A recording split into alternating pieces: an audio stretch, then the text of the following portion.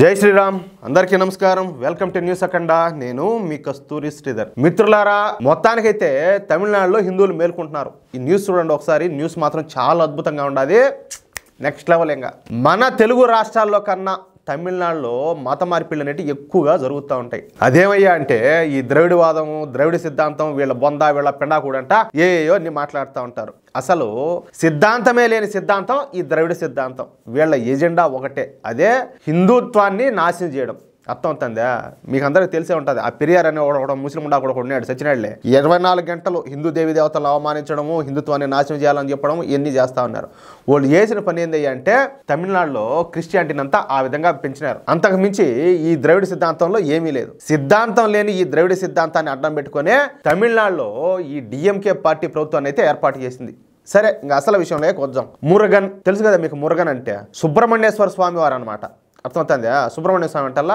ఆ స్వామి ఈ సుబ్రహ్మణ్యేశ్వర స్వామి వారిని మొత్తం 6 రూపాల్లో కొలుస్తారు కంద కార్తికేయ శరవణ షణ్ముఖ స్కంద సుబ్రహ్మణ్య అని కూడా పిలుస్తారన్నమాట ఈ 6 రూపాలలో మురుగన్కు తమిళనాడులో 6 దేవాలయాలు ఉన్నాయి ప్రధానమైనటి వాటిలో తిరుపరంకుండ్రం మురుగన్ ఆలయం మొదటిదన్నమాట ఈ తిరుపరంకుండ్రం మురుగన్ ఆలయాన్ని 6వ శతాబ్దంలో ఎప్పుడో 6వ శతాబ్దంలో పాండ్యులు నిర్మించారియా ఎంత పురాతనమైందో ఒకసారి చూడండి ఈ ఆలయ నిర్మాణంలో అద్భుతమైనటువంటి ఈ రాతి శిల్పి శైలిను ఉపయోగించారన్నమాట ఈ ఆలయం భారతదేశంలోనే మదురై నుంచి 8 కిలోమీటర్ల దూరంలో ఉంటుంది ప్రధాన మందిరంలో మురుగన్ మాత్రమే కాకుండా శివుడు విష్ణువు వినాయకుడు అదేవిధంగా దుర్గామాత కూడా ఉంటారు సరే ఇది ఈ తిరుపరంకుండ్రం మురుగన్ ఆలయ విశిష్టత అర్థమవుతుంది మీకు ఈ ఆలయం ఒక కొండ మీద ఉండదన్నమాట ఆ కొండను తిరుపరంకుండ్రం మురుగన్ కొండ అని కూడా పిలుస్తారు కానీ ఇప్పుడు ఈ కొండను స్వాధీనం చేసుకోవడానికి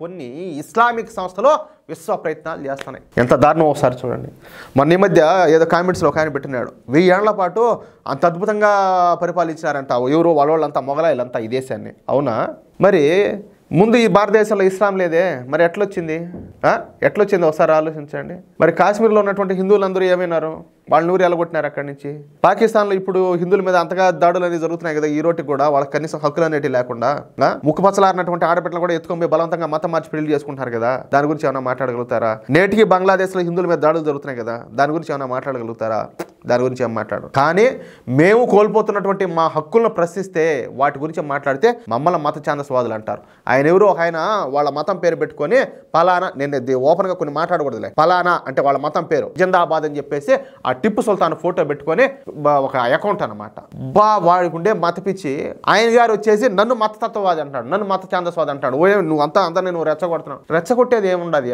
ఇప్పుడు ఇక్కడ జరుగుతుంది ఈ న్యూస్ లో చూడండి ఎప్పుడో 6వ శతాబ్దంలో నిర్మించినటువంటి దేవాలయము ఆ కొండ దాన్ని తీసుకుపోయి వీళ్ళు స్వాధీనం చేసుకోవాలనుకోవడం ఏంది ఎంత దారుణం ఇది అంటే ఇప్పుడు దీన్ని అంటే మేము కోల్పోతున్నటువంటి హక్కుల్ని మేము ప్రశ్నించాలా లేదా మేము మాట్లాడాలా లేదా నలుగురిలో మార్పు తీసుకొచ్చే ప్రయత్నం మేము చేయాలా లేదా వాస్తవాలను నలుగురికి తెలియజేయాలా లేదా ఒకసారి ఆలోచించండి సరే ఈ కొండపైన దర్గాలను నిర్మించడం అక్కడ జంతు బలులను నిర్మించడం వంటి చేయాలని చెప్పేసి వీళ్ళంతా కూడా ప్రయత్నం చేస్తూ ఉన్నారు ఎంత దారుణం ఒకసారి చూడండి ఇప్పుడు వీళ్ళకంటూ కూడా చాలా ఉంటాయి స్థలాలన్నీ కూడా వాళ్ళ ప్రార్థనా మందిరాలన్నీ కూడా అక్కడ చేసుకోవచ్చు కదా కానీ హిందువుల మత విశ్వాసాలను వీళ్ళ మనోభావాలను తునాతునకలు చేయాలా ఎందుకంటే హిందువులు అంటే లెక్కలే హిందువులు అసలు లెక్కలే మనుషులేలే ఎందుకంటే మన వాళ్ళ సిగ్గులే ముందు వాళ్ళు బిర్యానీ చేస్తే బాగుంటుందని చెప్పి పోయి ఎగబడిపోయి తింటారు కదా అది ముందు ఇలా సిగ్గుంటే ఇవన్నీ ఉండవు ఇకపోతే ఈ ఇస్లామిక్ సంస్థలకు వివిధ పార్టీల నుంచి కూడా పూర్తి స్థాయి మద్దతు అయితే లభిస్తుంది ఈ మురుగన్ కొండ పైన మేకలు కోళ్ళు గొర్రెలను వధించేందుకు ఈ ఇస్లామిక్ సంస్థలకు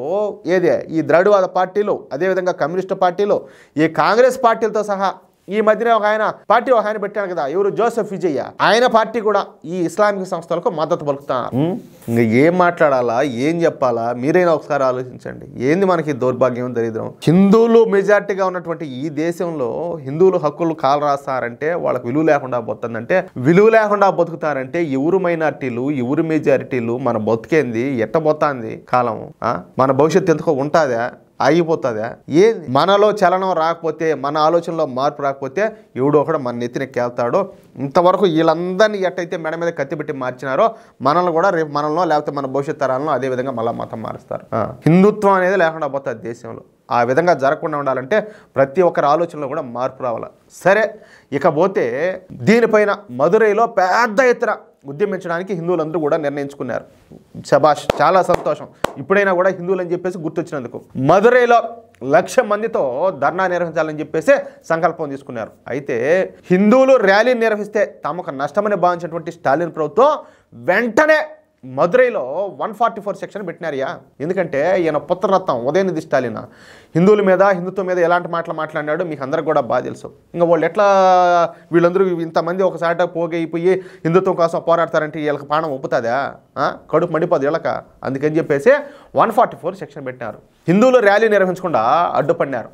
మదురైలోకి ఎవరో ప్రవేశించకుండా మదురైను అష్టదిగ్బంధనం చేశారు. పీకేది ఏమన్నది, ఇప్పుడు మదురైని అష్టదిగ్బంధనం చేస్తారో నీకు బయట మదురైలో ఎవరు లేరా? హిందువులు లేరా? వాళ్ళ ఊపిరి లేదా? ప్రాణం లేదా? నేను ఒక మాట చెప్పాలా, మేము కూడా గతంలో ఈ టీటీడీకి సంబంధించి కొన్ని ఇష్యూస్ మీద చాలా ప్రదేశం, ఒకటని కాదు, ఒక సమస్య కాదు, చాలా సమస్యల మీద మేము పోయిన బహిరంగంగా మేము దాని మీద మన నిరసన అయితే వ్యక్తం చేస్తానికి. ఇప్పుడు సపోజ్ తిరుమల ఉన్నది, తిరుమల మీద వెంకటేశ్వర స్వామి మీద ఆధారపడి వ్యాపారం చేసుకునేవాళ్ళు, బతికేవాళ్ళు చాలా మంది ఉంటారు. అసలు తిరుపతిలోనే ఎంతమంది హిందువులు ఉన్నారా? తిరుమలలో జరిగేటటువంటి అపచారాల గురించి నిరసన వ్యక్తం చేసేదానికి యాడ్ నుంచో బయట హైదరాబాద్ నుంచి, వైజాగ్ నుంచి, విజయవాడ నుంచి రావాలన్నా తిరుపతిలో హిందువులు లేక? నాకు అనిపిస్తూ ఉంటుంది, మహా అంటే ఒక 40-50 మంది ఉంటారు నిరసన వ్యక్తం చేసేదానికి. అంతా తిరిగే వాళ్ళు తిరుగుతూనే ఉంటారు. నాకు అనిపించేది అనమాట, ఒరే నేను మాత్రమే హిందువునా? వీళ్ళు హిందువులు కదా, వాడు హిందువే, ఆమా హిందువే, ఆ అక్క హిందువే, ఆ యవ్వ హిందువే, వీళ్ళందరూ హిందువులే. మరి దేవుడి విషయంలో అపచారం జరుగుతూ ఉంటే, తిరుమల విషయంలో ఈ విధంగా జరుగుతూ ఉంటే ఎందుకు వీళ్ళందరూ స్పందించలేదు, వీళ్ళు ఎందుకు రోడ్డు ఎక్కలేదు అని చెప్పి అనిపిస్తుంది. అందరూ కూడా నిరసన వ్యక్తం చేస్తే ప్రభుత్వాలు అయితే మాత్రం నిమ్మలకు నీరెత్తినట్టు ఉంటాయా? ఉండగలుగుతాయా? ఆ ధైర్యం ఉంటుందా? ఒకసారి ఆలోచించండి. సరే, ఇక్కడ మదురైలో దాదాపుగా 10,000 మంది పోలీసులను మొత్తం మోహరించి కఠిన చర్యలు తీసుకున్నారు. ఏది హిందువులందరూ కూడా పోగు కాకుండా. ఇక ఈ హిందూ యాక్టివిస్టుల కార్లను, బస్సులను, బైకులు అన్నిట్లు సీజ్ చేస్తామని చెప్పేసి ప్రకటించారు. అంటే ఎవరు రాకూడదన్నట్టు వాళ్ళకు కఠినమైన ఆంక్షలు అనమాట. బీజేపీ, ఆర్ఎస్ఎస్ నాయకులను హౌస్ అరెస్టులు చేశారు. కానీ తమిళనాడులో ఉన్నటువంటి స్టాలిన్ ప్రభుత్వం ఎన్ని కుట్రలను పన్నినప్పటికీ, ఎన్ని ఆంక్షలు పెట్టినప్పటికీ హిందువుల సంకల్పాన్ని అయితే వాళ్ళు ఆపలేకపోయినారు. ఎలా వచ్చినారో తెలియదు కానీ నిన్న ఒక ప్రవాహం లాగా హిందూ యాక్టివిస్టులు అందరూ కూడా పెద్ద సంఖ్యలో ఈ మదురైలో ఉన్నటువంటి చౌరస్తాకు చేరుకున్నారు. వేలాది మంది హిందూ యాక్టివిస్టులను చూసి ఏం చేయాలో పోలీసులు కూడా అర్థం కాల. ఒకవేళ లాఠీ చార్జ్ చేసినా ఈ హిందూ యాక్టివిస్టులు వెనక్కు తగ్గేలా కనపడ్డంలే.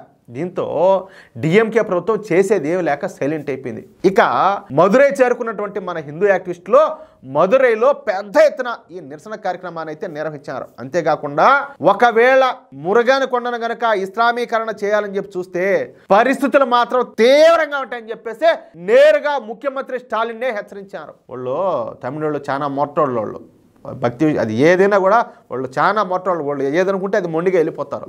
వాళ్ళతో కొంచెం జాగ్రత్తగా ఉండాలి. అది మురుగన్ నినాదాలతో మదురై నగరం అంతా కూడా హోరెత్తిపోయింది. ఇక్కడ ఇంకో విషయం ఉండాలి, అసలు ఈ స్థాయిలో తమిళనాడు హిందువుల్లో చైతన్యం వస్తా అని చెప్పేసి ఎవరు కూడా భావించాల. నిజంగా ఇది ఒక అద్భుతం అని చెప్పి చెప్పుకోవచ్చు. ప్రాణాలకు తెగించి మరి హిందూ యాక్టివిస్టులు ఈ కార్యక్రమంలో పాల్గొనడం అంటే మామూలు మాటలు కాదు. తమిళనాడులో పరిస్థితులు వేగంగా మారుతాయనడానికి ఇది ఒక గొప్ప నిదర్శనం. అది చెప్పినా కదా, తెలుసుకుంటే భవిష్యత్తు, లేదంటే కథం ఏం ఉండదు. మిత్రులారా, ఈ న్యూస్ కనుక మీకు నచ్చినట్లయితే, నేను చెప్పిన మాటలతో మీరు ఏకీభవిస్తే ఈ న్యూస్ నలుగురికి షేర్ చేయండి. అలాగే ప్రతి ఒక్కరు కూడా ఈ న్యూస్కు సంబంధించి మీ యొక్క అమూల్యమైన అభిప్రాయాన్ని కామెంట్ చేయండి. ఇంతవరకు మన ఛానల్ సబ్స్క్రైబ్ చేసుకోకపోతే సబ్స్క్రైబ్ చేసుకోండి. ఇంతసేపు ఓపికగా ఈ న్యూస్ చూసినందుకు, విన్నందుకు మీకు అందరికీ కూడా ప్రత్యేకంగా ధన్యవాదాలు. జై శ్రీరామ్.